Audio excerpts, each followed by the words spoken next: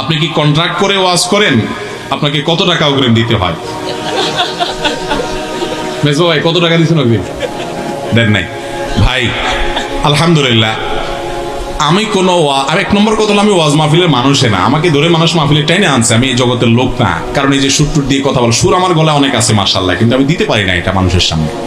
যাই হোক, এটা আমার দুর্বলতা, অযোগ্যতা। তো আলহামদুলিল্লাহ, আমাদেরকে মাহফিলের দাওয়াত দিয়ে অগ্রিম টাকা দিয়েছেন এরকম মায়ের পুত মনে হয় খুঁজে পাওয়া যাবে না একটাও। কারণ একবার আমার মনে আছে, এক আল্লাহর বান্দা সম্ভবত কক্সবাজারে, সে আমার মাহফিলের জন্য বহু তর্ণবর্ণ করছে। মাদ্রাসায় পড়ে ছেলে মানুষ, আমি চিনি। তো আমি বললাম ঠিক আছে, তুমি যদি দায়িত্বশীল হও, আমাদের মাহফিল, আবার আমি কন্ট্যাক্ট করি ভাই, ভুল হয়েছে কন্ট্যাক্ট করি না বললে, কন্ট্যাক্ট করি, কিন্তু আমার কন্ট্যাক্টটা একটা ফরমে, মেজবাবের সাথে কন্ট্যাক্টের সম্পর্ক নেই, এটা ভিন্ন। বাকি আমাদের মাহফিলের দাওয়াত নিতে হলে একটা ফরমে সই করে ফরম জমা দিতে হয়। সেখানে 12-14টা শর্ত দেওয়া আছে।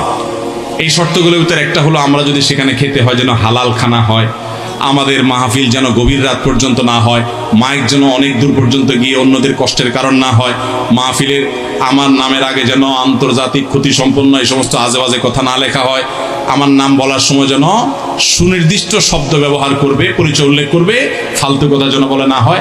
এরকম অনেকগুলো শর্ত দেওয়া আছে। এই শর্তগুলো মেনে যদি মাহফিল করতে রাজি হন তো সই করে জমা দিয়ে যান, আমরা সুযোগ পাইলে দেবো। আলহামদুলিল্লাহ, আমরা এই শর্তগুলো দেই। তো ওই যে ছেলে কথা বলছে, সেই ছেলে কোন জায়গা থেকে নাকি 10,000 টাকা নিছে।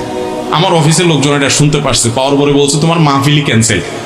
আগে ওই টাকা দেওয়ার পর মাহফিল কর্তৃপক্ষকে ফোন করে আসুন্নাহ ফাউন্ডেশন অফিসে শিওর করতে বলো যে আমরা টাকা ফেরত পাইছি। পরে আলহামদুলিল্লাহ তারা ফোন করে আমাদেরকে বলছে, ভাই ওই ছেলে টাকা নিতে চায় না, আমরা জোর করে দিছি যে যদি না আসে হুজুর আবার।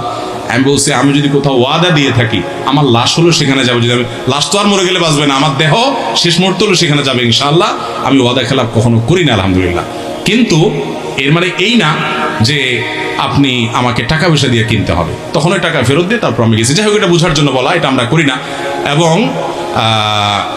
আল্লাহর অনেক বান্দারা 50,000 1 লাখ টাকা দেন, আবার অনেকে 5,000 টাকা দেন। এক জায়গায় একজন 6,000 টাকা দিচ্ছে, এক জায়গায় 1 টাকাও দেয় নাই, উঠে গাড়িতে পাঠিয়ে দিয়ে দিচ্ছে। এরকম বহুত হয় আলহামদুলিল্লাহ।